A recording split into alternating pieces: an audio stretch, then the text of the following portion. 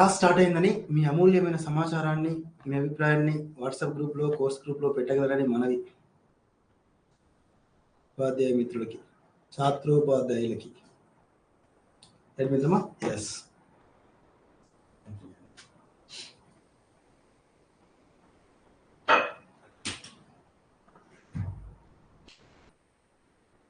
Good evening, all of you. Waiting for joining. Okay, thank you. Clear the voice. శుభ సాయంత్రం మిత్రులందరికీ. మీ రాక కోసం మా చూపు.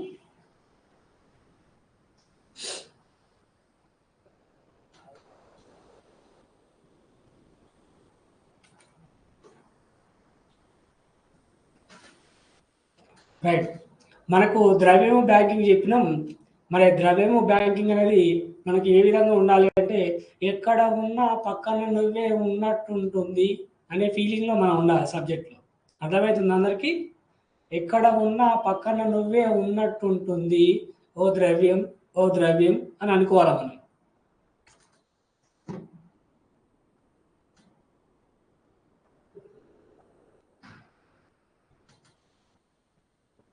స్టార్ట్ చేద్దామా? కొంచెం వెయిట్ చేద్దామా? రైట్. So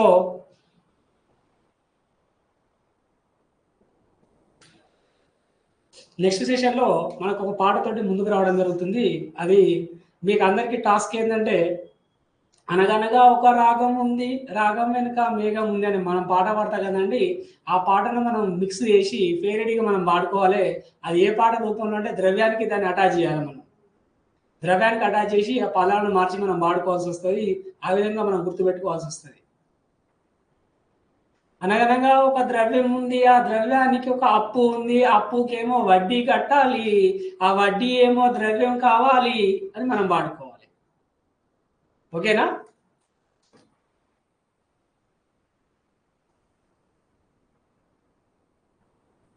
right.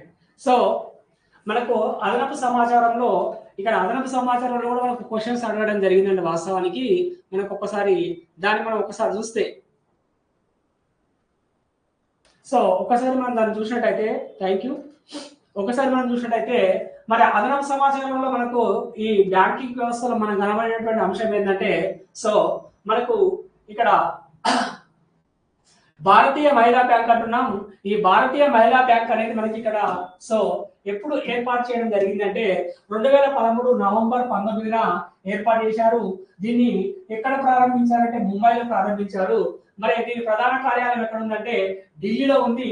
ఈ మొదటి సిఎండి మేనేజింగ్ డైరెక్టర్ ఎవరు అంటే సో ఉషా అనంత సుబ్రహ్మణ్యం అని చెప్పుకోవచ్చు.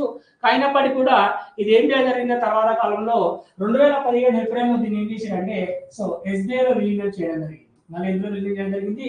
ఎస్బీఐలో విలీనం చేయడం జరిగింది. అంటే మనకు ఏదైతే మనం ఈ జాతీయ మహిళా బ్యాంక్ అంటున్నామో, సో భారతీయ ఉమెన్ బ్యాంక్ అని చెప్పుకోవడం జరుగుతుందో, ఈ భారతీయ ఉమెన్ బ్యాంక్ అనేది ఎందుకోసం ఏర్పాటు చేయడం జరిగిందంటే అది కేవలం మహిళల యొక్క బ్యాంకింగ్ రంగంలో వాళ్ళకు సేవలు అందించడానికి ఇది ఏర్పాటు చేయడం జరిగింది.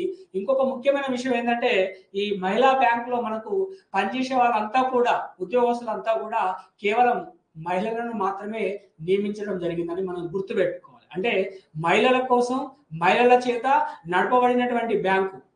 సో మనం ప్రజాస్వామ్యంలో చేస్తాం, ప్రజల కోసం, ప్రజల చేత ఏర్పాటు చేసిన ప్రభుత్వమే ప్రజాస్వామ్యం అంటాం. అదేవిధంగా మనకు మహిళా బ్యాంక్ అన్నప్పుడు మహిళల కోసం, మహిళలచే నడపబడినటువంటి బ్యాంకే భారతీయ మహిళా బ్యాంక్ అని ఇక్కడ మనం గుర్తుపెట్టుకోవాలి. మహిళల కోసం, మహిళల చేత నడపబడిన బ్యాంకే భారతీయ మహిళా బ్యాంక్ అని మనం చెప్పుకోవాలి. సో ఆ తర్వాత కాలంలో దీన్ని ఏం చేశారంటే మళ్ళీ ఎస్బీఐలో దీన్ని విలీనం చేయడం జరిగింది. అక్కడతో కథ సమాప్తం జరిగింది భారతీయ మహిళా బ్యాంకు గురించి ఇక్కడ మనం చెప్పుకోవచ్చు. తర్వాత మనం గమనించినట్టయితే కొంత ఈ ప్రాంతీయ గ్రామీణ బ్యాంకులు, మరి ప్రాంతీయ గ్రామీణ బ్యాంకులు కూడా మనకు కొంత కమర్షియల్ బ్యాంకు పని చేయకుండా కూడా అది ఎందుకు ఏర్పాటు చేయడం జరిగిందంటే ముఖ్యంగా మనకు ఈ ప్రాంతీయ గ్రామీణ బ్యాంకులు అనేది సో ముఖ్యంగా మనం గమనించినట్లయితే M Narasimha working committee group committee సిఫార్సు మేరకు చాలా సందర్భాల్లో మనకు జీకే కరెంట్ అఫైర్స్ లో క్వశ్చన్ అడగడానికి అవకాశం ఉన్నటువంటి క్వశ్చన్ అండి. మరి ప్రాంతీయ గ్రామీణ బ్యాంకులు అంటారు, లేదంటే ఆర్ఆర్బిస్ అంటారు. త్రిబుల్ కాదు, గుర్తుపెట్టుకోవాలి. మనకు త్రిబుల్ బాగా గుర్తుండిపోతుంది నిజ జీవితంలో, కానీ ఇక్కడ మనం గుర్తుపెట్టుకోవాల్సింది ఏంటంటే RRBs, regional rural banks. Regional rural banks, దాన్నే మనం ఏమంటున్నాం, ప్రాంతీయ గ్రామీణ బ్యాంకులు. సో ఈ ప్రాంతీయ గ్రామీణ బ్యాంకును ఏర్పాటు చేయమని చెప్పినటువంటి కమిటీ ఏంటంటే so Narasimha working committee. Narasimha working committee ఆయన సిఫార్సు చేయడం జరిగింది. సో ఆయన సిఫార్సు మేరకు మనకి ఏం జరిగిందంటే, ఆయన సిఫార్సు మేరకు దీన్ని మనకు ఈ ప్రాంతీయ గ్రామీణ బ్యాంకులను మనకు 1975 సంవత్సరంలో మనకు సో అక్టోబర్లో జనరల్ గా అక్టోబర్లో 2న గాంధీ జయంతి సందర్భంగా దీన్ని ఈ బ్యాంకులను ఏర్పాటు చేయడం జరిగింది.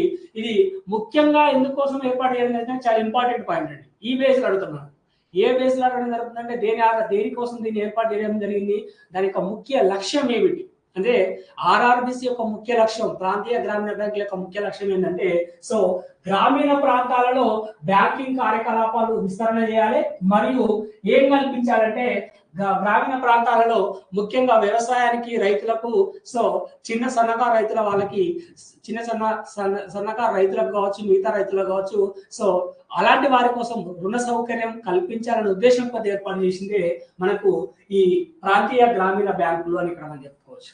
మరి ఉదాహరణ మనం చూసినట్టయితే మన ప్రస్తుత కాలంలో కనబడినటువంటి ఏపీజీవీబీ, ఆంధ్రప్రదేశ్ గ్రామీణ వికాస్ బ్యాంక్ అనేది ఏతుందో, ఆంధ్రప్రదేశ్ గ్రామీణ వికాస బ్యాంక్ అనేది అది ప్రాంతీయ గ్రామీణ బ్యాంక్. అంటే ఈ ప్రాంతీయ గ్రామీణ బ్యాంకుకు మరొక ముఖ్యమైన అంశం ఏంటంటే ఆయా ప్రాంతాల్లో ఏర్పాటు చేయడం జరుగుతుంది కాబట్టి అక్కడ వాళ్ళు ఏం తీసుకుంటారు, ఆయా ప్రాంతాల్లో ఏర్పాటు చేయడం జరుగుతుంది కాబట్టి ఆయా ప్రాంతాల్లో ఉన్నటువంటి అక్కడ ఉన్నటువంటి ప్రత్యేకమైన అంశాలను తీసుకొని అంశాలను పేరు పెట్టడం జరుగుతుంది. జరిగింది. పూర్వకాలంలో మనం గమనిస్తే శాతవాహన గ్రామీణ బ్యాంక్ అనేది ఉండేదండి. ఎందుకు ఇది ఎక్కడ ప్రధాన కేంద్రంగా పనిచేసిందంటే శాతవాహన గ్రామీణ బ్యాంక్ అనేది మనకు కరీంనగర్ ప్రధాన కేంద్రంగా పనిచేసింది. ఎందుకోసం అంటే మనకు తెలుసు చరిత్రలో శాతవాహనులు అనే వాళ్ళు అక్కడ పరిపాలన చేసింది కాబట్టి అక్కడ శాతవాహన గ్రామీణ బ్యాంక్ అని పేరు పెట్టడం జరిగింది. తర్వాత దక్కన్ గ్రామీణ బ్యాంక్ అని పనిచేసింది. అంటే ఈ విధంగా మనం గమనిస్తే ఇవన్నీ కూడా ఆయా ప్రాంతాల్లో ఉన్నటువంటి వాటి పేర్లతో ఏర్పాటు చేసి, ఎందుకంటే ప్రజలందరికీ కూడా ఈజీగా అర్థం కావడానికి ఆ విధంగా మనకు బ్యాంకింగ్ కార్యకలాపాలు విస్తరించడానికి గ్రామీణ ప్రాంతాల్లో మరియు రుణ సౌకర్యం కల్పించడానికి ఏర్పాటు చేసిందే ప్రాంతీయ గ్రామీణ బ్యాంకులు అని చెప్పేసి మనం గుర్తుపెట్టుకోవాల్సిన అవసరం ఉన్నది. తర్వాత మనం గమనించినట్టయితే తర్వాత ఇక్కడ ముఖ్యమైన ఒక అంశం చెప్పినాం, ప్రాంతీయ గ్రామీణ బ్యాంకులు అనేటివి 20 పాయింట్ ఫార్ములా అంటాం మనం. ఈ 20 పాయింట్ ఫార్ములాలో భాగంగా ఇది ఏర్పాటు చేయడం జరిగింది. 20 సూత్రాల పథకం అంటాం దాన్ని మనం. ఆ 20 సూత్రాల పథకంలో భాగంగా వీటిని ఏర్పాటు చేయడానికి ముందుకు రావడం జరిగిందని ఇక్కడ మనం గుర్తుపెట్టుకోవాలి. తర్వాత మనం గమనించినట్టయితే ముద్రా బ్యాంక్, ఈ మధ్య కాలంలో దీనిపైన క్వశ్చన్ అడుగుతుందండి. ముద్రా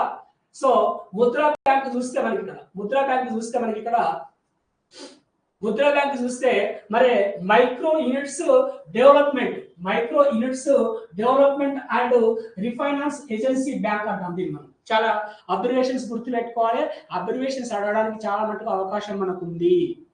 ముద్ర అంటే micro units development and refinance agency bank. దీన్ని ప్రధానమంత్రి నరేంద్ర మోడీ గారు 2015 ఏప్రిల్ 8 ప్రధానమంత్రి మోడీ ప్రారంభించడం జరిగింది. హిందీలో ముద్ర అంటే అర్థం ఏంటంటే కరెన్సీ అని అర్థం. ముద్ర అంటే అర్థం ఏం చెప్పడం జరిగిందంటే కరెన్సీ అనేది అర్థంగా తీసుకోవడం జరిగింది. ఇది ఏం చేస్తుందంటే చిన్న మధ్య తరగతి వ్యాపారుల కోసం మరియు వ్యవసాయ అనుబంధ కార్యకలాపాల కోసం రుణాలు ఇవ్వడానికి ఇది ఏర్పాటు చేయడం జరిగింది. ఇది మనకు ముద్ర అనే ఏదైతే లోన్ అంటారు చాలా మటుకు మనం వింటాం నిజ జీవితంలో. ఏమంటాం, ముద్రా లోన్స్ అంటాం, ముద్రా రుణాలు అంటాం. అంటే ముద్ర బ్యాంకు వాళ్ళు ఇచ్చినటువంటి రుణాలు, ముద్ర అనే ఆ బ్యాంకు సంస్థ ఇచ్చినటువంటి రుణాలు, లోన్స్ అని మనం చెప్పుకోవడం జరుగుతుంది. సాధింత డెప్త్ కావాలంటే మనకు ఒక పిఏసిఎస్ గురించి అడిగిండండి. మనకు కాబట్టి కొంత ఆ రకమైనటువంటి అంశాలు మనం నేర్చుకుంటే బాగుంటుందనే ఉద్దేశం కొద్దీ మీకు అదనపు సమాచారం ఇవ్వడం జరిగింది. మిమ్మల్ని ఇబ్బంది పెట్టాలి లేకుంటే మిమ్మల్ని కన్ఫ్యూజ్ చేయాలని నా ఉద్దేశం కాదు. ఎందుకంటే కొన్ని సందర్భాలు ఒక్కొక్క క్వశ్చన్ మనకు డిఫరెంట్గా ఇచ్చినా కూడా అయ్యో ఆ పాట మనం చదవలేకపోయామని చెప్పేసి బాధపడుతుంటాం. కాబట్టి అక్కడక్కడ మీకు ఏం చేయడం జరిగిందంటే అదనపు సమాచారం అనేది జోడించడం జరిగింది. ఇది ఎందుకోసం అంటే వేరే ఏమి ఇవ్వలేదండి మీకు. బ్యాంకింగ్ సెక్టార్ లో మనకు రిలేటెడ్ గా ఏవైతే అంశాలు ఉన్నాయో అది మాత్రమే చెప్పడం జరుగుతుంది మనకి. అది మనం కొంచెం గుర్తుపెట్టుకోవాలి. మీరు ఇబ్బంది పడకుండా కొంచెం ఒకసారి చూసుకోండి, మీకు తప్పులేదు. ఒకసారి చూసుకుంటే అవగాహన ఉంటే ఎప్పుడన్నా తప్పిపోయి మనకు క్వశ్చన్ పేపర్లో క్వశ్చన్ వచ్చింది అనుకోండి, మనం ఈజీగా పెట్టగలడానికి అవకాశం ఉంటుంది. కరెక్ట్ అండి, జీకేలో రావచ్చు, కరెంట్ అఫైర్స్ లో రావచ్చు. సో ఆ విధంగా మనకు దీన్ని చెప్పడం జరుగుతుంది. కాబట్టి ముద్రా లోన్స్ అనేటివి ఆ విధంగా ఇవ్వడం జరుగుతుంది. 2015 ఏప్రిల్లో దీన్ని మనకు ప్రధాని మోడీ గారు ప్రారంభించడం జరిగింది. మరి ఈ రుణ అంశాలు చూస్తే ఈ రుణ అంశాలకి ప్రస్తుత కాలంలో ఏం చేశారంటే ఇది చాలా ఇంపార్టెంట్. ఇక్కడ మనకు ముద్ర లోన్స్ అనేది 3 రకాలుగా వర్గీకరణ చేయడం జరిగింది. ఒకసారి క్వశ్చన్ ఏమడిగిందంటే క్రింది వాటిలో ముద్ర రుణ అంశాల కిందికి రాని వర్గీకరణ అని చెప్పేసి అడిగింది ఇక్కడ.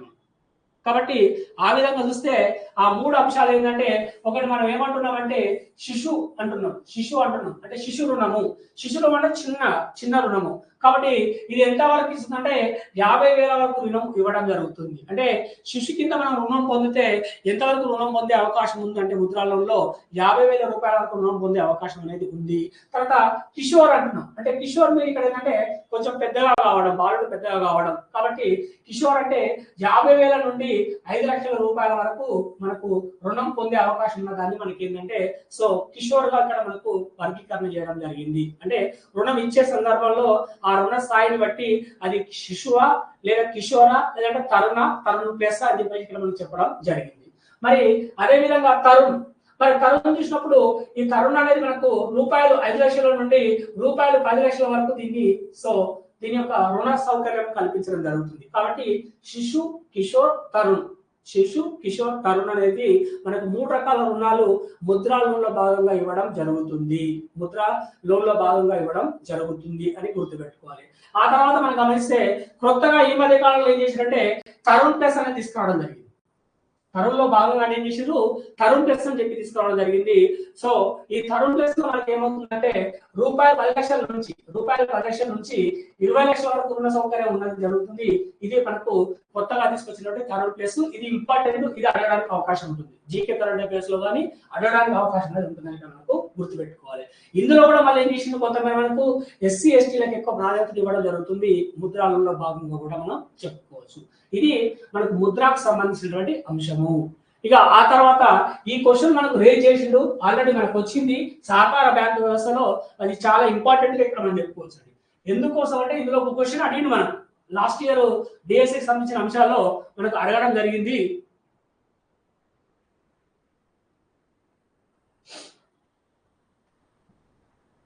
ఉంటుందండి, ముద్రా లోన్స్ వడ్డీ ఉంటుంది, తక్కువ ఉంటుంది, కొంత సబ్సిడీ కూడా ఉంటుంది, కొంత సబ్సిడీ కూడా ఇవ్వడం అనేది జరుగుతుంది. రైట్. సో ఇక్కడ మనకి ఏం చెప్పిందంటే సహకార బ్యాంకులు, కోఆపరేటివ్ బ్యాంక్స్ అని చెప్పడం జరిగింది. జనరల్ గా మనకు సహకార బ్యాంకింగ్ వ్యవస్థ అనేది ఎప్పుడు ప్రారంభమైందంటే 1904 సంవత్సరంలోనే ప్రారంభమైంది. చాలా సందర్భాల్లో అడిగినటువంటి క్వశ్చన్, మన దేశంలో సహకార వ్యవస్థ ఎప్పుడు ప్రారంభమైనది అంటే 1904 సంవత్సరంలోనే మన దగ్గర సహకార వ్యవస్థ అనేది ప్రారంభం కావడం జరిగింది. అంటే సార్ సహకార వ్యవస్థ ఏ విధంగా పనిచేస్తుంది అంటే ఇది జనరల్ గా మనకు సహకార వ్యవస్థ అనేది ఒక ప్రజలందరూ కూడా సహకరించుకొని కొంత ఉమ్మడిగా కలిసికట్టుగా చేసేటువంటి పని సహకార వ్యవసాయం అంటాం. సహకార వ్యవసాయంలో మనం ఏమంటామంటే అంటే ఈ సహకార పరపతి కావచ్చు, సహకార వ్యవసాయం కావచ్చు, మనకి ఎప్పుడు ప్రారంభమైందంటే జనరల్గా 1904 సంవత్సరంలో మనకు ప్రారంభం కావడం జరిగింది. మరి సహకార వ్యవసాయంలో ఏం చేస్తారు, ఉమ్మడిగా కొంతమంది వ్యవసాయదారులు కలిసి ఉమ్మడిగా వాళ్ళ యొక్క పొలాలు దున్నుకొని పంటలు పండించుకోవడం జరుగుతుంది. దాన్ని ఇక్కడ ఏం చెప్పడం జరుగుతుందంటే సహకార వ్యవసాయం అని చెప్పుకోవడం జరుగుతుంది. పూర్వకాలంలో మనకు ఇది ఏ విధంగా ఉన్నదంటే నాకు ఒక ఎద్దుల చేత ఉంటే నీకొక ఎద్దుల చేత ఉంటే అరే పొద్దున నా దగ్గరికి రారా, నా ఎకరం పొలం దున్న తర్వాత సాయంత్రం ఎకరం పొలం దున్నుతా అనుకునేవాళ్ళు. ఇక్కడ ఒకటే పొలం దున్నాలంటే కష్టంతో కూడుకున్న పని, కొంచెం ఇబ్బందికరంగా ఉంటుంది. సో ఆ విధంగా మనకి ఏమైందంటే అక్కడ ఉన్నటువంటి పనిముట్లు కావచ్చు, అక్కడ ఉన్నటువంటి కొంత ఏదైతే మనకు ఇతర అంశాలు అంటున్నామో అవన్నీ కూడా కలుపుకొని పోయి సహకరించుకొని ఒకరికొకరుగా పనిచేసుకునే వ్యవస్థ ఉండేది. దాన్ని మనం సహకార వ్యవసాయం అని చెప్పి చెప్పుకోవడం జరిగింది. సో అదే విధంగా మనకు ఈ సహకార వ్యవస్థ అనేది, ఈ సహకార బ్యాంకింగ్ వ్యవస్థ అనేది ఏ విధంగా పనిచేస్తుందంటే అది రాష్ట్ర స్థాయిలో పనిచేస్తుంది, గుర్తుపెట్టుకోవాలి. ఇది కేంద్ర స్థాయిలో కాదండి. ఏ స్థాయిలో పనిచేస్తుందంటే రాష్ట్ర సహకార సంఘం కింద అది పనిచేస్తున్నాయి. అంటే రాష్ట్ర సహకార సంఘాలు అనేది రిజిస్టర్ అయి ఉంటే వాటి కింద మొత్తం ఇది పనిచేయడం జరుగుతుంది. ఈ సహకార సంఘాలు ఎన్ని అంచెలుగా వర్గీకరణ చేయడం జరిగిందంటే ఇది 3 అంచెల వ్యవస్థ. చాలా ఇంపార్టెంట్. ఎన్ని అంచెల వ్యవస్థ అంటే ఇది 3 అంచెల వ్యవస్థ. ఎన్ని అంచెల వ్యవస్థ అంటే ఇది 3 అంచెల వ్యవస్థ అని గుర్తుపెట్టుకోవాలి. ఒక అంచె, రెండవ అంచె, ఇది మనకు మూడవ అంచె అని చెప్పుకుంటారు. మొదటి అంచె, రెండవ అంచె, మూడో అంచె అని ఇక్కడ మనం చెప్పుకోవడం జరుగుతుంది. కాబట్టి ఇక్కడ మనకు 3 అంచెల వ్యవస్థగా దీన్ని చెప్పుకోవడం జరుగుతుంది. చాలా సందర్భాలు అడిగినటువంటి క్వశ్చన్. కాబట్టి మరి ఈ క్వశ్చన్ అడిగింది మనం. సో పిఏసిఎస్సి అనగానేమి అని డైరెక్ట్ క్వశ్చన్ అడిగింది మనం 2024లో. మనకు పిఏసిఎస్సి అనే దానిలో ఏమిటని చెప్పేసి మనం డైరెక్ట్ మనకు అడగడం జరిగింది. అదే మనం ఏమంటే సో ప్రాథమిక వ్యవసాయ సహకార సంఘము, ప్రైమరీ అగ్రికల్చర్ కోఆపరేటివ్ సొసైటీ అది ఇచ్చడం జరిగింది అనమాట. ఇంగ్లీష్ లో ఇచ్చు, ఇందులో ఇచ్చింది మళ్ళీ మనకు ఇంగ్లీష్ లో ఇవ్వడం జరిగింది. ఇక్కడ ప్రైమరీ అగ్రికల్చర్ కోఆపరేటివ్ సొసైటీ, ప్రాథమిక వ్యవసాయ సహకార సంఘం అని చెప్పేసి ఇవ్వడం జరిగింది. మరి ఈ ప్రాథమిక వ్యవసాయ సహకార సంఘము ఏ స్థాయిలో పనిచేస్తుందంటే గ్రామీణ స్థాయిలో పనిచేస్తుంది. ఏ స్థాయిలో పనిచేస్తుందంటే ఇక్కడ మనకు మొదటిగా ఇచ్చినట్టుగా అది ఏ స్థాయిలో పనిచేస్తుందంటే గ్రామీణ స్థాయిలో పనిచేస్తుంది. ఏ స్థాయిలో పనిచేస్తుందంటే అది గ్రామీణ స్థాయిలో పనిచేయడం జరుగుతుంది. తర్వాత రెండోది మనం గమనిస్తే DCCB, so district cooperative central bank అంటాం దీన్ని మనం. DCCB district cooperative central bank. మరి ఇక్కడ జిల్లా సహకార సంఘం కేంద్ర బ్యాంక్ అని చెప్పుకోవడం జరుగుతుంది. ఇది ఏ స్థాయిలో ఉంటుందంటే జిల్లా స్థాయిలో ఉండడం జరుగుతుందని మనం చెప్పుకోవచ్చు. తర్వాత ఎస్సిబి అనేది మనకు మూడో అంచె. ఎస్సిబి అనేది మనకు ఇది జిల్లా స్థాయి, ఇది డిస్ట్రిక్ట్ లెవెల్ ఉంటుంది, ఇది స్టేట్ లెవెల్ ఉంటుంది. మరి ఇక్కడ మండల్ లెవెల్ రాదండి. మనం గుర్తుపెట్టుకోవాల్సిన అంశం ఏంటంటే తాలూకా లెవెల్, మండల్ లెవెల్ మనం గుర్తుపెట్టుకుంటాం, అది తప్పు, గుర్తుపెట్టుకోవాలి. మనకు మండల్ లెవెల్, తాలూకా లెవెల్ అనేది మనకు రాదు. ఒకటి గ్రామీణ స్థాయి, ఆ పైన ఉన్నటువంటి జిల్లా స్థాయి, ఆ పైన ఉన్నటువంటి రాష్ట్ర స్థాయి. కాబట్టి ఎస్సిబి సెంట్రల్ కోఆపరేటివ్ బ్యాంకు, రాష్ట్ర సహకార బ్యాంకు అంటుంది.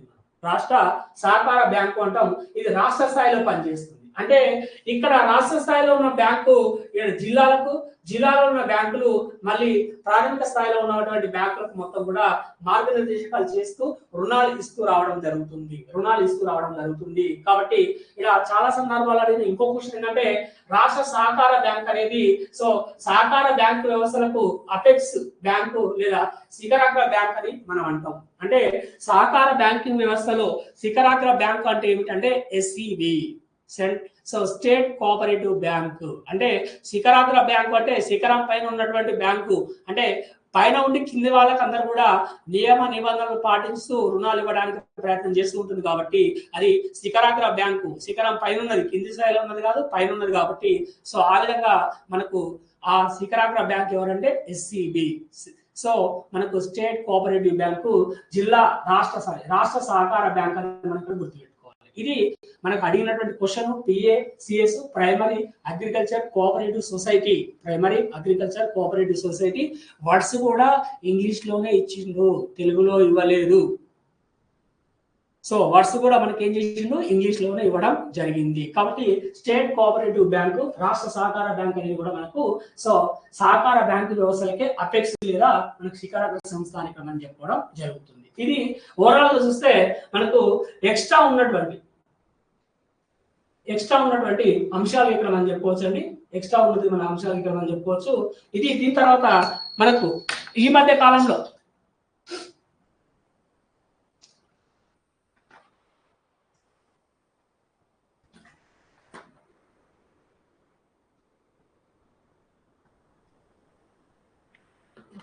రైట్ సెంట్రల్లో దీనికి లేదండి, ఇది రాష్ట్ర సహకార సంఘం కింద పనిచేస్తుంది. కాబట్టి ఈ సెంట్రల్ వరకు లేదు, మనకు సెంట్రల్ వరకు లేదు.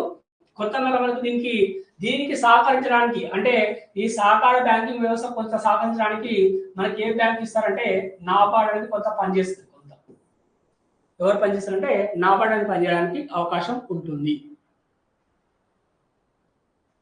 సో నాబార్డ్ అనేది చేసి మనకు కొంత సహకరించడం జరుగుతుందని మనం చెప్పుకోవచ్చు. సో ఇక్కడ మనకు మరొకసారి మీరు డిసిసి వారికి ఒకసారి మళ్ళీ గమనిస్తే చూడండి, మనకు సహకార బ్యాంకింగ్ వ్యవస్థలో పిఏసిఎస్ అంటే primary agriculture cooperative society. So దాన్ని మనకు ప్రాథమికంగా గ్రామీణ ప్రాంతాల్లో రైతులకు మరియు ఇతర రంగాల వారికి మనకు రుణాలు ఇవ్వడానికి ఏర్పాటు చేసినటువంటి ఇది సహకార బ్యాంకింగ్ వ్యవస్థ. కాబట్టి దాన్ని ఇది మనకి ఏ విధంగా కనబడుతుందంటే ఈ ప్రాథమిక సహకార పరపతి సంఘంలో ఇక్కడ ప్రాథమిక సహకార వ్యవస్థ అనేది మనకు ఇక్కడ బిల్డింగ్ దగ్గర 2 చేతులు కలుపుకొని కనబడుతుంది. ఇట్లా కలుపుతున్నట్టుగా హలో ఇచ్చినట్టు షేక్ ఇచ్చినట్టుగా మనకు కనబడడం జరుగుతుంది. అది మనం గుర్తుపెట్టుకోవాలి. మీరు ఎక్కడ చూడండి ప్రాథమిక వ్యవసాయ లేకుంటే ప్రాథమిక సహకార పరపతి సంఘం అని చెప్పేసి ఇట్లా చేతులు పెట్టుకున్నట్టు మనకు కనబడడం జరుగుతుంది. అది గుర్తుపెట్టుకోవాలి. మనం ఆ బిల్డింగ్ పైన ఉంటది అక్కడ మనకు ఆ గ్రామీణ స్థాయిలో మనకు కదా. మరి దీనిపైన ఎవరుంటుందంటే డిస్ట్రిక్ట్ కోఆపరేటివ్ సెంట్రల్ బ్యాంకు, జిల్లా సహకార సంఘ కేంద్ర బ్యాంక్ అంటారు. అంటే జిల్లా స్థాయిలో మన దాన్ని సెంట్రల్ బ్యాంక్ అని చెప్పుకుంటాం. జనరల్ గా డిసిసిబి అని ఇక్కడ మనం చెప్పుకోవడం జరుగుతుంది. ఆ జిల్లా స్థాయిలో ఉంటుంది. ప్రతి జిల్లాకి ఒక డిసిసిబిని ఏర్పాటు చేయడం జరిగింది. ఇక స్టేట్ కోఆపరేటివ్ బ్యాంక్ అయితే ఉందో ఎస్బిబి, ఇది పైనంచే ఈ రాష్ట్ర సహకార బ్యాంక్ అనేది రాష్ట్ర స్థాయిలో ఉంటుంది. అంటే ఇక్కడ ఈ విధంగా అంచెలుగా చెప్పడానికి ముఖ్య కారణం ఏంటంటే రాష్ట్ర స్థాయిలో ఉన్నటువంటి బ్యాంకులు జిల్లాలకు, జిల్లా స్థాయిలో ఉన్న బ్యాంకు అంటే గ్రామీణ స్థాయిలో కింది స్థాయిలో ఉన్నటువంటి ప్రాథమిక పరపతి సంఘాలకు మొత్తం కూడా మార్గనిర్దేశకాలు చేస్తూ రుణాలు ఇవ్వడానికి ప్రయత్నం చేస్తూ ఉంటుంది, రుణం ఇప్పించడానికి ప్రయత్నం చేస్తూ ఉంటుందని ఇక్కడ మనం చెప్పుకోవచ్చు. రైట్, అందరి కోసం ఒక్కరి కోసం అందరూ అనేది ఇక్కడ మనకు సహకార సంఘాల యొక్క ప్రధానమైనటువంటి స్లోగన్ అండి. ఇది వాస్తవమేనండి. అందరి కోసం ఒక్కరి కోసం అందరూ అనేది ఇక్కడ మనకు సహకార సంఘాలకు ఉన్నటువంటి స్లోగన్ గా ఇక్కడ మనం చెప్పుకోవచ్చు. ఇది మనకు ఓవరాల్ గా చెప్పినట్లయితే మనకి ఇప్పుడు వరకు ఉన్నటువంటి రైట్. సో బ్యాంకింగ్ వ్యవస్థ సంబంధించినటువంటి అంశాలు ఇక్కడతోటి మనకి ఏం జరుగుతుందంటే ద్రవ్యము బ్యాంకింగ్, ఆ ద్రవ్యము బ్యాంకింగ్ లో సంబంధించిన అంశాలు మొత్తం కూడా చెప్పడం జరిగింది. మీకు ఇక్కడ ఇచ్చినటువంటి పీడిఎఫ్ ఫైల్లో కొంత అదనపు సమాచారం ఇచ్చినాం.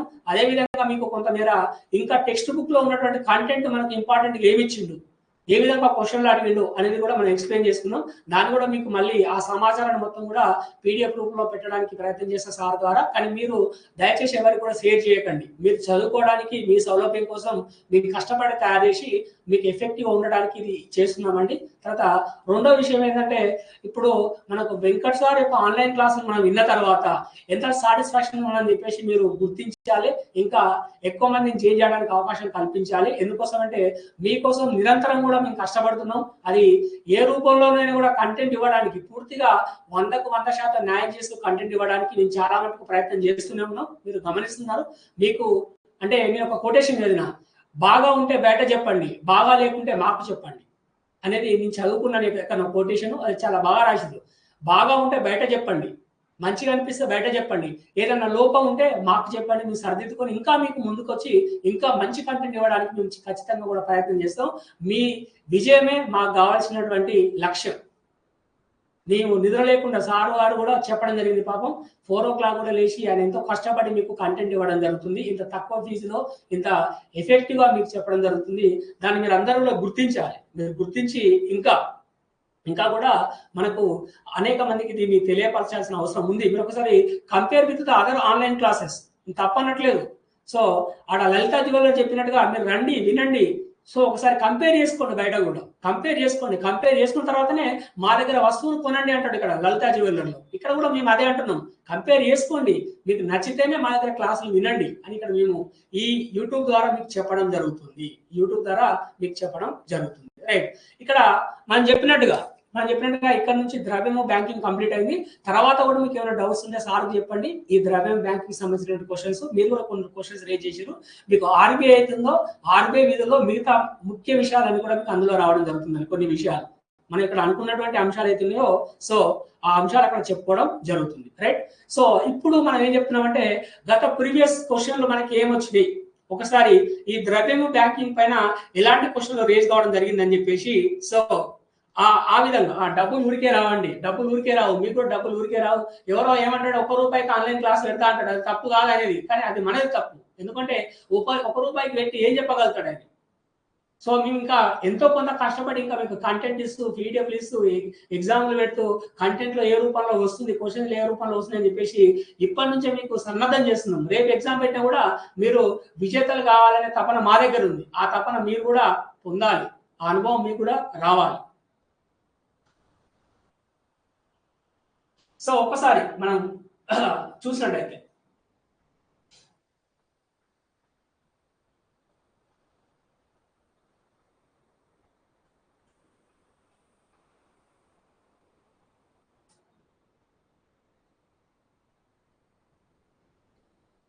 సో ఇక్కడ మనం గమనించినట్టయితే సో ఒకసారి ఈ సోషల్ కంటెంట్ కోర్సు సంబంధించినటువంటి అంశాలు చెప్పుకోవడం జరుగుతుంది. ఇందులో మనకు ప్రీవియస్ లో వచ్చినటువంటి క్వశ్చన్లు ఏమిటి ఉన్నాయి, ప్రీవియస్ లో వచ్చినటువంటి క్వశ్చన్లు ఏమున్నాయని చెప్పేసి కూడా ఇక్కడ మనం చర్చించుకోవడం జరుగుతుంది ఒకసారి.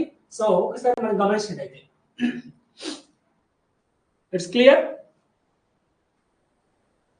క్లియర్ అర్థమవుతుంది కదా, కనబడుతుంది కదా ఎవరైనా? ఓకే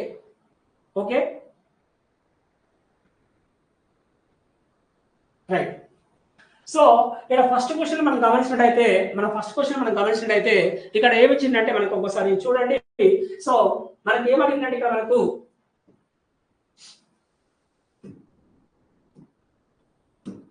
ఏమడిగిండు, బ్యాంకులో ఈ ఖాతాను కలిగి ఉన్న వ్యక్తులు ఒక రోజులో డిపాజిట్లు మరియు డబ్బు విత్డ్రాలపై పరిమితులను కలిగి ఉండరు లేదా ఉండరు.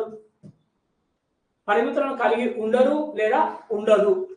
పరిమితులను కలిగి ఉండరు అని ఇక్కడ అంటే ఎవరైతే బ్యాంకులో ఖాతాదారులు ఉండడం జరిగిందో మనం చెప్పినాం, ఎవరైతే ఖాతాదారులు కలిగి ఉన్నారో వాళ్ళు డబ్బులు జమ చేయడానికి కానీ, డబ్బులు విత్డ్రా చేసుకోవడానికి కానీ, లేదా డబ్బులను ద్రవ్యాన్ని వాళ్ళ నగదులను సో ఉపసంహరించుకోవడానికి కానీ ఎలాంటి పరిమితులు ఉండవు అంటే సో రైట్. నాకు చాలా సంతోషము, రైట్. కాబట్టి అదేమిటంటే మన ఇక్కడ కరెంటు డిపాజిట్దారులకు ఎలాంటి పరిమితులు ఉండవు. నగదు జమ చేయడానికి కానీ, నగదు విత్డ్రా చేసుకోవడానికి కూడా పరిమితులు ఉండవు. ఎందుకంటే ఫిక్స్డ్ ఖాతా డిపాజిట్దారులు అసలు నగదు జమ చేస్తారు కానీ వాళ్ళు విత్డ్రా చేసుకోవడానికి అవకాశమే లేదు. ఎందుకంటే ఫిక్స్డ్ డిపాజిట్ అనేది టర్మ్ డిపాజిట్, అంటే జనరల్ గా కొంత టైం డిపాజిట్ కాబట్టి ఆ టైం మ్యూచువల్ అయ్యేదాకా అది మనం తీసుకోవడానికి అవకాశం ఉందంటే లేదు. మరి అదేవిధంగా సేవింగ్ ఖాతాదారులకు కొంత పరిమితులు ఉన్నాయి. మనం చెప్పుకున్నాం, అమౌంట్ తీసుకోవాలన్న మొత్తంలో కానీ తీసుకున్న సంఖ్య పైన కూడా మనకు కొంతమేర ఈ కరెంట్ సేవింగ్ ఖాతా డిపాజిట్ ధర కూడా కొంత పరిమితి అనేది ఉంటుంది. ఇక టర్మ్ డిపాజిట్ కూడా యాజ్ యూజువల్ గా మనకు ఫిక్స్డ్ డిపాజిట్ లాగానే ఉంటుంది కాబట్టి ఇది కూడా తప్ప ఆన్సర్. మనకు ఒక ఆన్సర్ ఏంటంటే సింపుల్ టు లాజిక్ అడిగిందండి. మనం చదువుకున్నాం కాబట్టి ఆల్వేస్ మనకు అది గుర్తు కరెంటు ఖాతా డిపాజిట్ దారులకు. ఇక వీళ్ళు వివిఐపీలు అనుకోవాలి మనం.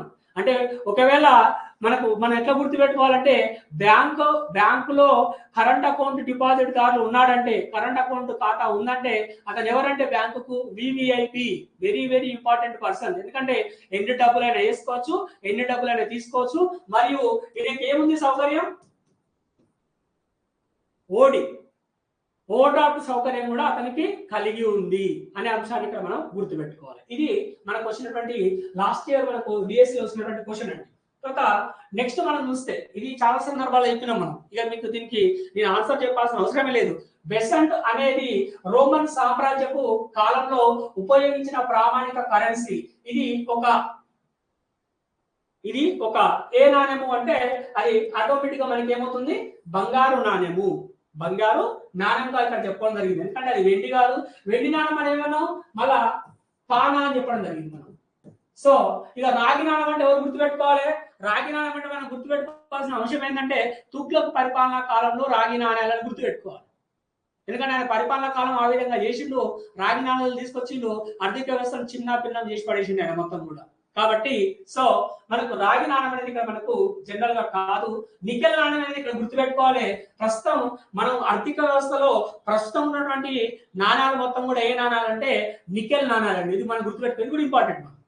ప్రస్తుతం చెలామణిలో ఉన్నటువంటి మన దేశంలో చెలామణిలో ఉన్నటువంటి నాణ్యం అనేది ఏ లోహానికి సంబంధించిందంటే నికెల్ నాణాలు అంటాం. ఇక్కడ మనం నికెల్ నాణాలు అంటాం. అంటే కొంత ఐరన్ తో పాటు కొంత స్టీన్లెస్ కలిపి మనకు నికెల్ నాణాలుగా ఇక్కడ మనం చెప్పుకోవడం జరుగుతుంది. కాబట్టి ఇక్కడ మనకు సో బంగారు నాణ్యం అనేది ఇక్కడ మనకు కరెక్ట్, బంగారు నాణ్యం అనేది ఇక్కడ మనకు కరెక్ట్ అని ఇక్కడ మనం గుర్తుపెట్టుకోవాలి.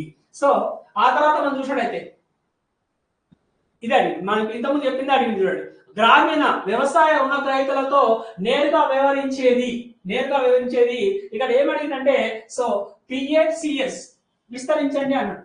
ఏమన్నాడు? పిఏసిఎస్ విస్తరించండి అన్నాడు డైరెక్ట్ క్వశ్చన్. సో పిఏసిఎస్ మరి ఇక్కడ పిఎస్సిఎస్ అంటే మనకి ఇచ్చిండు ప్రైమరీ అగ్రికల్చర్ కన్సాలిడేటెడ్ క్రెడిట్ సొసైటీలా, ప్రైమరీ అగ్రికల్చర్ కోఆపరేటివ్ క్రెడిట్ సొసైటీలా, లేదా పీసెంట్ అగ్రికల్చర్ కోఆపరేటివ్ క్రెడిట్ సొసైటీలా, లేదా peasant agriculture consolidated credit security అంటే మనకు రెండో ఆసక్తి correct primary agriculture so cooperative credit సొసైటీగా మనం చెప్పుకోవచ్చు, క్రెడిట్ సొసైటీగా మనం చెప్పుకోవచ్చు. కాబట్టి ఇవి రెండు అంటే ఇక్కడ ఫస్ట్ది కాదు, థర్డ్ది కాదు, ఫోర్త్ది కాదు, మనకు సెకండ్ మాత్రమే కరెక్ట్. ఇంత ముందు చెప్పుకున్నటువంటి ఏదైతే మనం వివరించుకోవడం జరిగిందో ఆ సహకార పరపతి సంఘంలో మనకు అదని ఇక్కడ మనం గుర్తుపెట్టుకోవాలి. రైట్. నెక్స్ట్ మనం చూసినట్లయితే క్రింది వాటిలో బ్యాంకులకు సంబంధించి సరికాని స్టేట్మెంట్ ఇది మనకు కొంచెం ఇబ్బంది పెడుతుంది కొంచెం. సో మనకు కొంచెం ఇబ్బంది పడడం జరుగుతుంది. ఏమిటంటే సరికాని స్టేట్మెంట్ అంటే బ్యాంకులకు సంబంధించి అంటే ఇక్కడ బ్యాంకులు అన్నప్పుడు మనం ఏం గుర్తుపెట్టుకోవాలంటే కొంతమేర వాణిజ్య బ్యాంకులను గుర్తుపెట్టుకోవాల్సిన అవసరం ఉందండి. ఏం బ్యాంకులను గుర్తుపెట్టుకోవాలి? వాణిజ్య బ్యాంకులను గుర్తుపెట్టుకోవాల్సిన అవసరం ఉంది. ఇక్కడ ఏమన్నాడు? బ్యాంకులు డిపాజిట్లను అంగీకరిస్తాయి, మరి డిపాజిట్లపై వడ్డీని కూడా చెల్లిస్తాయి. కాబట్టి అసలు బ్యాంకు చేసే పని ఏమిటి? డిపాజిట్లు తీసుకోవడం, వాటికి వడ్డీ కూడా కట్టివ్వడం. కాబట్టి ఇదేమవుతుందంటే మనకు ఇది కరెక్టే అవుతుంది. మరి సో ప్రజలు తాము డిపాజిట్ చేసిన డబ్బును తమకు అవసరమైనప్పుడు ఉపసంహరించుకోలేరు. మరి ఉపసంహరించుకునే అవకాశం ఉంటుందా ఉండదా అంటే ఖచ్చితంగా కూడా ఉంటుంది. కాబట్టి ఇదే మన ఆన్సర్ అని చెప్పుకోవచ్చు. ఇది కాదు, ఇది మన ఆన్సర్ అని చెప్పుకోవచ్చు. తర్వాత మూడోది ఏమిటో డిపాజిట్లలో ప్రధాన భాగాన్ని బ్యాంకులు వివిధ ఆర్థిక కార్యకలాపాల కోసం రుణాలను అందించడానికి ఉపయోగిస్తాయి. ఇది కరెక్టే. కాబట్టి మనం అంటే సరికాని అడిగింది కాబట్టి ఇది సరైనది. మనం ఇది సరికానిదని అడిగిండు కానీ ఇది సరైనదే. బ్యాంకులకు సంబంధించిన స్టేట్మెంట్ ఇది సరైనదే, మరి ఇది కూడా సరైనదే. నాలుగోది ఏమడిగిండు? బ్యాంకులు తమ డిపాజిట్లలో కొంత భాగాన్ని మాత్రమే తమ వద్ద నగదుగా ఉంచుకుంటాయి. ఇది కూడా సరి అయినది. ఎందుకంటే 15% తమ దగ్గర ఉంచుకొని మిగతా శాతాన్ని ఆర్బీఐకి కానీ లోన్లు కానీ ఇవ్వడానికి ప్రయత్నం చేస్తూ ఉంటాయి. కాబట్టి మూడు స్టేట్మెంట్లు బ్యాంకులకు సంబంధించి సరి అయినటువంటి సమాధానాలే. అంటే డిపాజిట్లు అంగీకరిస్తాయి, మరి వాటికి వడ్డీ చెల్లిస్తాయి. డిపాజిట్లకు ప్రధాన భాగాన్ని బ్యాంకులు వివిధ ఆర్థిక కార్యకలాపాల కోసం రుణాలు ఇస్తాయి. అంటే డిపాజిట్ స్వీకరిస్తుంది, ఇక్కడ రుణాలు ఇస్తుంది. రెండు కరెక్టే. మన మూడోది తమ డిపాజిట్ లో కొంతమేర భాగాన్ని ఏం చేస్తారంటే తమ వద్ద నగదుగా ఉంచుకుంటాయి. ఇది కూడా కరెక్ట్ అవుతుంది. కాబట్టి ఇది ఒక్కటే సరైన స్టేట్మెంట్ కాదు అనేది ఇక్కడ మనం గుర్తుపెట్టుకోవాలి. అంటే కొంత లాజికల్ గా థింకింగ్ ఆలోచన చేసి మనకి చెప్పుకోవాల్సిన అవసరం అనేది ఉంటుంది ఇక్కడ మనకు. అంటే ఈ క్వశ్చన్ ఇచ్చినప్పుడు సరికాని స్టేట్మెంట్ ఏంటంటే కొంచెం మనం కొన్ని ఓవర్లుక్ ఏం చేసినట్టే సరైన స్టేట్మెంట్ అంటాం. మూడు ఇచ్చినప్పుడు ఆప్షన్ ఏదో ఒక దాన్ని ఎంచుకోవడానికి మనం ప్రయత్నం చేస్తుంటాం. కాబట్టి క్వశ్చన్ కూడా క్లారిటీగా నీట్ గా చదువుకోవాలి. మళ్ళీ ఒకసారి మీకు చెప్తున్నానండి, మీరు చేసేటువంటి ఆ చిన్న పొరపాటు ఏంటంటే కొన్ని సందర్భాల్లో తెలుగులో అర్థం కానప్పుడు ఇంగ్లీష్ లో క్లియర్ గా చదవాలి. ఎందుకోసం అంటే మనందరూ కూడా తెలుసు, చాలా సందర్భాలు చెప్తాం. అక్కడ ఏమిస్తారంటే మీకు ప్రామాణికంగా ఇంగ్లీష్ నే మేము తీసుకుంటాము, తెలుగును తీసుకోము అని చెప్తారు. ఇక్కడ క్వశ్చన్ ఏ క్వశ్చన్ అయినా కూడా ప్రామాణికంగా ఇంగ్లీష్ క్వశ్చన్ నే మేము కన్సిడర్ చేస్తాము, తెలుగు క్వశ్చన్ కాదని చెప్పేసి అంటాడు. కాబట్టి ఇంగ్లీష్ క్వశ్చన్ లో ఉన్నటువంటి ఆ which one wrong which one is right అనేది ఇక్కడ తీసుకుంటాడు. కాబట్టి దాన్ని కూడా మనం ఒకసారి అర్థం కానప్పుడు ఇంగ్లీష్ లో కూడా మనం తెలుసుకోవాల్సిన బాధ్యత ఉంటది, చదువుకోవాల్సిన బాధ్యత మనకు ఉంటది అనేది ఇక్కడ మనం గుర్తుపెట్టుకోవాలి. రైట్. సో నెక్స్ట్ మనం చూసినట్లయితే భారతదేశంలో ప్రముఖ కమర్షియల్ బ్యాంక్ అన్నాడండి. ఇక చిన్న పొరపాటు చేసింది అతను. ఈ క్వశ్చన్ నేను కూడా తప్పు కొట్టడానికి అవకాశం ఉంది. ఎందుకు అన్నానంటే ప్రముఖ కమర్షియల్ బ్యాంక్ అన్నాడు. ప్రముఖ కమర్షియల్ బ్యాంక్ అన్నప్పుడు reserve bank of India RBI. మరి ఆర్బీఐ కమర్షియల్ బ్యాంక్ అవుతుందా? ఆర్బీఐ కమర్షియల్ బ్యాంక్ అవుతుందా? కాదు. మరి state bank of India SBI, తర్వాత మనకు ఏమి ఇచ్చిండు? సో నాబార్డు, మరి నాబార్డు, యాక్సిస్ బ్యాంక్. అయితే ఇక్కడ ఏమన్నామంటే వాడు సో ప్రభుత్వ కమర్షియల్ బ్యాంక్ అంటే గొడవ ఓడిచిపోతుంది, మనకు ఇబ్బంది లేకుంటుంటుంది. కాబట్టి ఇక్కడ భారతదేశంలో ప్రముఖ కమర్షియల్ బ్యాంక్ అంటే మన ఆన్సర్ ఏంటంటే SBI, state bank of India. అంటే అతిపెద్ద కమర్షియల్ బ్యాంకు మరియు అతిపెద్ద గవర్నమెంట్ కమర్షియల్ బ్యాంకు. కాబట్టి ఎందుకోసం అంటే ఇక్కడ గుర్తుపెట్టుకోవాలి, 3 ఆప్షన్లు కూడా మనం ఒక క్వశ్చన్ చేసేటప్పుడు 4 ఆన్సర్లు మనకు తెలిసి ఉండాలి. అంటే 4 ఆప్షన్ల యొక్క వివరణ మనకు తెలిసి ఉండాలి. తెలిసినప్పుడే మనం ఆ క్వశ్చన్ కు ఖచ్చితమైనటువంటి జవాబు పెట్టుకోవడానికి అవకాశం ఉంటుంది. ఎందుకంటే క్రాస్ చెక్ చేస్తాం మనం, వాడు అడిగిన క్వశ్చన్ కి ఇది ఎందుకు కాదని చెప్పడానికి ఆ క్వశ్చన్ లో ఉన్నటువంటి పార్ట్ లో ఉన్నటువంటి ఆ ఏదైతే ఆప్షన్స్ ఉన్నాయో ఆప్షన్స్ యొక్క వివరణ మనకు తెలిసినప్పుడు ఈజీగా ఏం చేస్తామంటే అది అవునా కాదా అని మనం తెలుసుకోవడానికి అవకాశం ఉంటుంది ఇక్కడ. కాబట్టి ఇక్కడ ఏమంటున్నాం, రిజర్వ్ బ్యాంక్ ఆఫ్ ఇండియా అనేది కమర్షియల్ బ్యాంకు కాదు. ఎందుకంటే ప్రజల దగ్గర నుంచి సో డైరెక్ట్ గా నగదు జమ చేసుకొని అది రుణాలు ఇస్తే, వాణిజ్య బ్యాంకు లేదా కమర్షియల్ బ్యాంక్ అంటే ఏం చెప్పినామంటే కమర్షియల్ యాక్టివిటీ చేసేటువంటి ఆ బ్యాంకును మనం ఏమంటే కమర్షియల్ బ్యాంక్ అంటాం. మరి కమర్షియల్ యాక్టివిటీ వాణిజ్యపరమైన అంశాలు ఏమిటంటే ఒక ప్రజల దగ్గర నుంచి డబ్బులు స్వీకరించాలి, ఆ వచ్చిన డబ్బులు మళ్ళీ ఏం చేయాలి, రుణాల రూపంలో ఇతరులకు ఇవ్వాలి. అలా చేసే కార్యకలాపాలు చేసేదాన్ని మనం ఏంటంటే వాణిజ్య బ్యాంక్ అని చెప్పుకోవడం జరుగుతుంది. కాబట్టి ఇది ప్రజల దగ్గర నుంచి డైరెక్ట్ డబ్బు తీసుకుంటుందా అంటే తీసుకోదు. కాబట్టి ఆర్బీఐ కాదు. ఆర్బీఐ అనేది సో మనకు బ్యాంకింగ్ వ్యవస్థలోనే అపెక్స్ బ్యాంక్, శిఖరాగ్ర బ్యాంకు. అంటే బ్యాంకింగ్ రంగాన్ని మొత్తం కూడా నిర్దేశించేటువంటి బ్యాంక్ ఏంటంటే so reserve bank of India. తర్వాత నాబార్డు కాదు. నాబార్డు గురించి గుర్తుపెట్టుకోవాలండి. నాబార్డు అనేది చాలా ఇంపార్టెంట్ నోట్ ఏంటంటే నాబార్డుకు సంబంధించి నాబార్డు అనేది ప్రత్యక్ష రుణాలు ఎప్పుడు ఇవ్వదు. ఎప్పుడైనా కూడా ఇతర బ్యాంకులకు రుణాలు ఇచ్చి ఆ రుణాలను మళ్ళీ ప్రజలకు ఇప్పిస్తుంది. కాబట్టి ప్రత్యక్ష రుణాలు ఇవ్వదు. కాబట్టి నాబార్డు కూడా అది మనకి ఏం చేస్తుందంటే కమర్షియల్ బ్యాంకు కాదు. కమర్షియల్ బ్యాంకు కావాలంటే సంస్థలకు ప్రజలకు ప్రత్యక్ష రుణాలు ఇవ్వాలి, ప్రత్యక్ష డిపాజిట్లు పొందాలి. ఈ 2 అంశాలు మనం గుర్తుపెట్టుకోవాలి.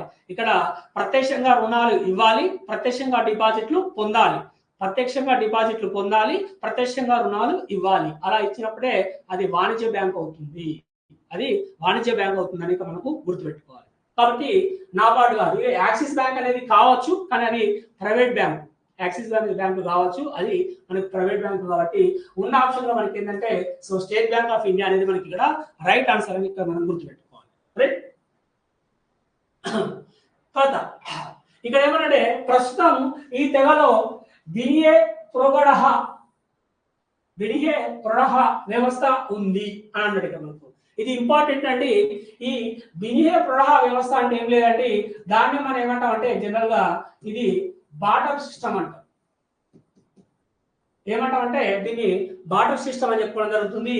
దాన్ని మనం ఏమంటాం అంటే రైట్ వస్తు మార్పిడి వ్యవస్థ అంటున్నాం మనం. వస్తు మార్పిడి వ్యవస్థ అంటే ఈ తెగలో ఇంకా కూడా ఏం జరుగుతుందంటే ఇచ్చినటువంటి 4 తెగలు ఒక తెగలో ఏం జరుగుతుందంటే ఇంకా వస్తు మార్పిడి పద్ధతి అనేది కొనసాగుతుంది. కాబట్టి అది మనకు ఏ తెగ అంటే బోండా తెగ అని గుర్తుపెట్టుకోవాలి. Right answer is the bonda తెగ.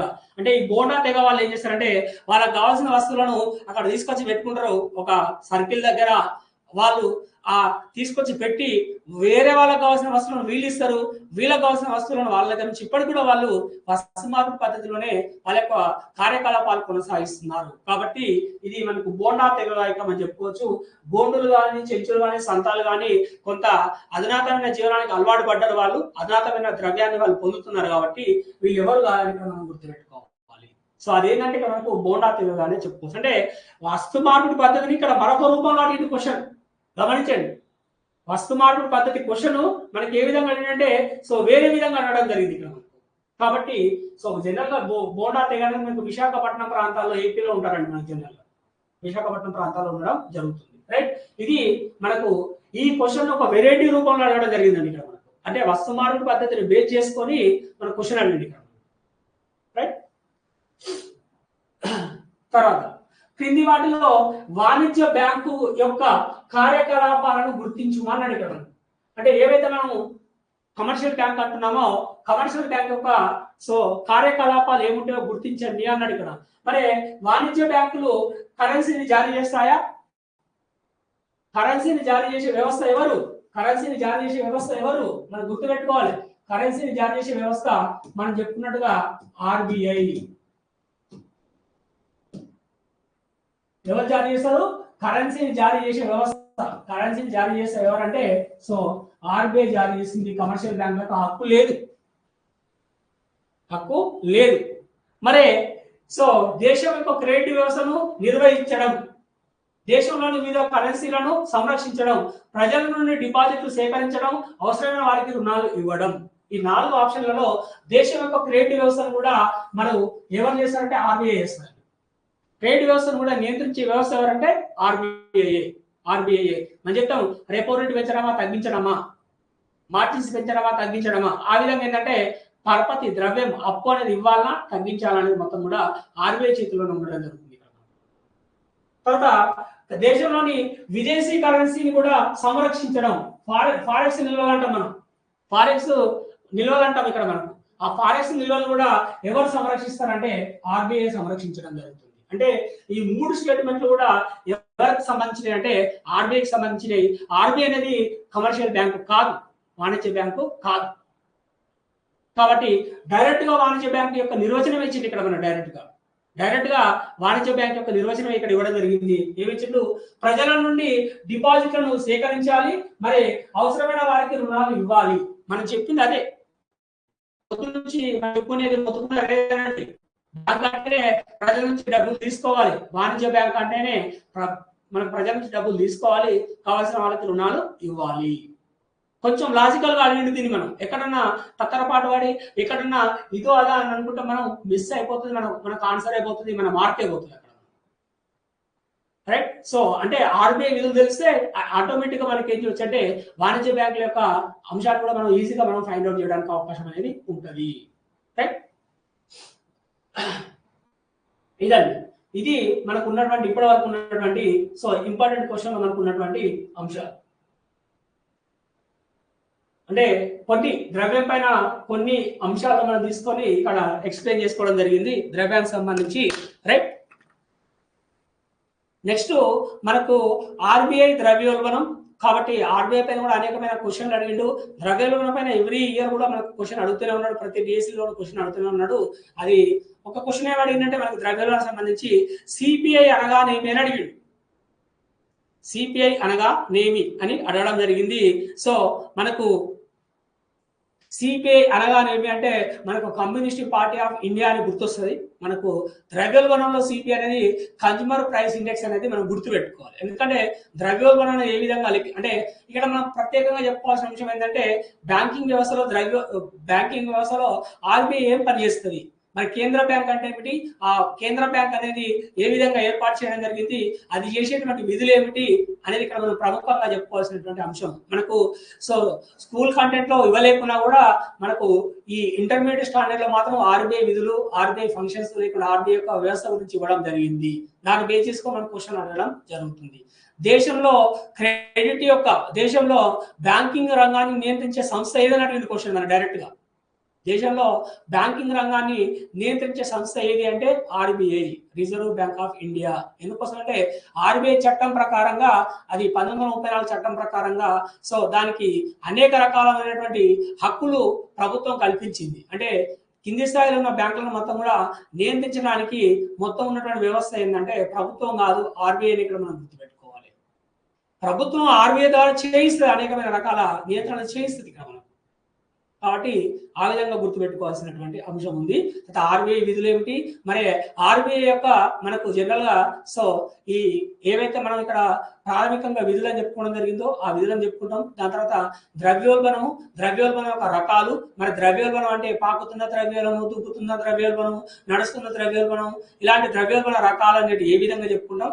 మరి ద్రవ్యోల్బణం ఏర్పడడానికి గల కారణాలు ఏమిటి, మూల కారణాలు ఏమిటి, మరి ద్రవ్యోల్బణం వల్ల లాభ నష్టాలు ఎవరికి ఉంటాయి. రైట్. మీ అందరికి కూడా స్ట్రేట్ ఫార్వర్డ్ క్వశ్చన్ ఏంటంటే సో ద్రవ్యోల్బణం వల్ల నష్టపోయేవారు రుణగ్రహీతలు, రుణదాతలు. Option A, option B. రుణగ్రహీతలు, రుణదాతలు అనేది ఇక్కడ మీరు గుర్తుపెట్టుకోవాలి. నెక్స్ట్ మనం చెప్పుకోవాలి. సో అవన్నీ కూడా మనకు కంటెంట్లో, మనకు టెక్స్ట్ బుక్లో కంటెంట్లో ఏ వరకు ఉందో అది చెప్పుకోవడం జరుగుతుంది. వాటితో పాటు ఇంకా కొంత అదనపు సమాచారం కూడా, దానికి అదనపు సమాచారం కూడా ఇవ్వడం జరుగుతుంది. తర్వాత ద్రవ్యోల్బణం ఏదైతే ఎక్కువ జరిగిందో దానికి కారణాలు, దాని నివారణ చర్యలు, మరి ఆ ద్రవ్యోల్బణాన్ని కొలిచే యొక్క సాధనాలు. లాస్ట్ ఇయర్ ద్రవ్యోల్బణం నుంచి కూడా క్వశ్చన్ అడిగాడు. సో ధరల వ్యయం మనం లెక్కించేటప్పుడు మరి ఆ ధరల వ్యయాన్ని ఎంత శాతంగా తీసుకొని లెక్కిస్తాము, గత సంవత్సరాన్ని ఎంత శాతంగా తీసుకొని ప్రస్తుత సంవత్సరాన్ని లెక్కిస్తామని చెప్పేసి ఇవ్వడం జరిగింది. ఇంకొక క్వశ్చన్ ఏమి ఇచ్చిందంటే ద్రవ్యోల్బణ కాలంలో ప్రభుత్వ ఉద్యోగులకు ఇచ్చేటువంటి వసతి, ఆ అలవెన్స్ ఏమిస్తారు, ఏ రూపంలో ఇవ్వడం జరుగుతుంది. మనం కరువు భత్యం అంటాం, దాన్ని కరువు భత్యం అని చెప్పు, గవర్నెన్స్ అలవెన్స్ అని చెప్పుకుంటాం, డిఏ అని చెప్పుకోవడం జరుగుతుంది ఇక్కడ మనకు. సో అలాంటి క్వశ్చన్ కూడా మనకు అడగడం జరిగింది. ఇది మనకు నెక్స్ట్ ఉన్న దానిలో మనకు ఉన్నటువంటి సిలబస్ లో ఉన్నటువంటి అంశము. దాన్ని చెప్పుకొని మళ్ళీ ఒక 10-20 క్వశ్చన్లతోటి, మళ్ళీ ప్రీవియస్ క్వశ్చన్లతోటి మీకు మళ్ళీ ఒకసారి ఇంటరాక్ట్ కావడం జరుగుతుంది. సో శుభ సాయంత్రం, అందరికీ కూడా ధన్యవాదాలు. కొంచెం ఎక్కువ మంది వచ్చేటట్టు చూడండి, చాలా ఇంపార్టెంట్ మీకు టాపిక్ నడుస్తుంది.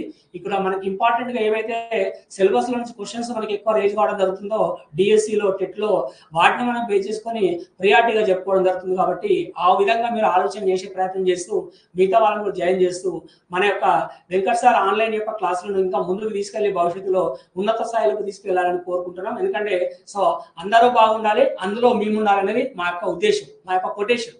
అందరూ బాగుండాలి, అందులో మేము ఉండాలి అనేది మా యొక్క ఉద్దేశం. మీ విజయాలే మాకు స్ఫూర్తిదాయకాలు అనేది మా యొక్క మరొక కొటేషన్. అందరికీ థ్యాంక్ యూ వెరీ మచ్.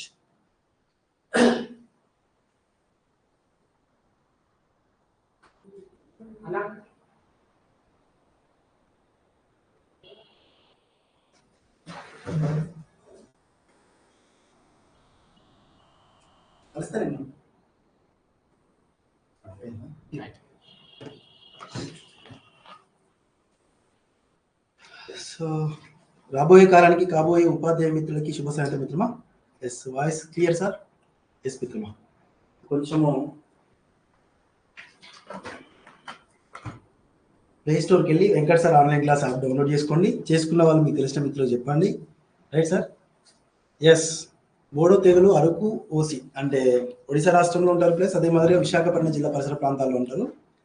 బోడోల యొక్క ప్రధాన నృత్యం తింసా నృత్యం చేస్తారు వాళ్ళు. తింసా నాట్యం అని కొట్టండి, మనకి యూట్యూబ్లో వచ్చేస్తుంది. Right sir? చెంచులు మహబూబ్నగర్, నాగర్ కర్నూలు, నల్లమల అటవీ ప్రాంతం. సో గోండులు అనగానే, గోండు అంటే అర్థమే అత్యంత పురాతనమైన అర్థం. ఇప్పుడు మన గోండువాన భూభాగము అంటాం మనం. అంటే భూమి ఆవిర్భావ క్రమంలో అంగారక భూపలక, గోండువాన భూపలక. గోండువాన, గోండు అనే పదం మనకి గ్రీక్ భాషకు సంబంధించిన పదంగా పేర్కొనబడుతుంది. అతి పురాతనమైనదని అర్థం. Right sir? ఇలా గోండులు వచ్చినప్పుడు ఆదిలాబాద్, దాంతోపాటు కొండారెడ్డిలు వచ్చేటప్పటికి మన యొక్క ఖమ్మం తదితర ప్రాంతాలు ఉంటారు. సంతాలు వచ్చేటప్పటికి ఈశాన్య భారతదేశం తదితర ప్రాంతాలు. Right sir? Anyway once good evening sir. Next class చెల్లె అన్నపూర్ణ మ్యామ్. సో క్లాస్ అంటే ఏం లేదు, రేపటి షెడ్యూల్ అనౌన్స్మెంట్ చేస్తాను మాక్సిమం. కొంచెం మీరు కూడా రెడీ అవ్వండి శివరాత్రి సందర్భంగా. సో అందరికి కూడా అడ్వాన్స్డ్ రాము సార్ తరపున, వెంకట్ సార్ ఆన్లైన్ క్లాస్ యాప్లోని అధ్యాపక బృందం తరపున మీ అందరికీ అడ్వాన్స్డ్గా మహాశివరాత్రి శుభాకాంక్షలు. వచ్చే శివరాత్రి నాటికి మీ అందరికీ ఆ పరమశివుని యొక్క ఆశీస్సులు అందుబాటులో ఉండి, మీ ఒంట్లో కూర్చున్నంతటి ఓపిక, చదివేంత సత్తా ప్రసాదించి మిమ్మల్ని సర్కారు బడిలో పాఠం చెప్పే స్థాయికి ఎదిగే విధంగా శక్తి సామర్థ్యాలు ప్రసాదించాలని మనస్ఫూర్తిగా ఆ శివపార్వతిని కోరుకుంటూ వీడియో ముగిస్తున్నాను. యాప్ డౌన్లోడ్ చేసుకోండి, మీకు తెలిసిన మిత్రులు చెప్పండి, షేర్ చేయండి. రైట్ మిత్రమా? Yes, thank you sir. Super challenge batch, దాంతోపాటు అన్ని సబ్జెక్టులపైన విడివిడిగా ప్రత్యేకమైన కోర్సులు ఉన్నవి. Venkat sir online class app చూసి ప్రయత్నం చేయండి. థ్యాంక్ యూ మిత్రమా, thank you so much. Super challenge బ్యాచ్లో ఈ రోజు నుంచి క్లాస్ స్టార్ట్ అవుతుంది. ఓకేనా? Thank you sir. Right sir, రెండు మాట్లాడుతున్నారు. ఎస్, క్లియరా? Thank you sir, thank you so much. ఈరోజు సూపర్ ఛాలెంజ్ బ్యాచ్ లో షెడ్యూల్ స్టార్ట్ అవుతుందమ్మా. వీక్లీ 1 అంటే ఇప్పుడు మీరు ఫస్ట్ వీక్ లో ఎగ్జామ్ రాస్తారు, day 1, day 2, day 3. Next late గా చేరిన వాళ్ళు కూడా వాళ్ళు ఫస్ట్ వీక్ లో డే 1 ఎగ్జామ్ నుంచి స్టార్ట్ చేసుకుని రావాలన్నమాట. అట్లా వస్తేనే ప్రాపర్ వేగా మనం ముందుకు వెళ్తాం అనమాట. అట్లా డేట్స్ ఏమి ఇక్కడ మెన్షన్ చేయలేదు. ఎవరు లేట్ గా జాయిన్ అయినా, ముందుగా జాయిన్ అయినా కూడా వాళ్ళ వెనకాల వాళ్ళు సీక్వెన్స్ ఆర్డర్గా ఫాలో అప్ అవుతూ వస్తున్నమాట సూపర్ ఛాలెంజ్ బ్యాచ్ లో. ఓకేనా? Right sir. Yes, thank you మిత్రమా. Yes sir, right. అస్మాచలే, థ్యాంక్ యూ రా. ప్రతి ఒక్కరు స్టాటస్ పెట్టుకొని షేర్ చేయండి. Right sir? ఇప్పుడు క్లాస్ లేదు మిత్రమా. Yes, class end. మళ్ళీ తదుపరి షెడ్యూల్ ప్రకారంగా క్లాసెస్ ఉంటాయి, నోటిఫికేషన్ పెడతాను. జస్ట్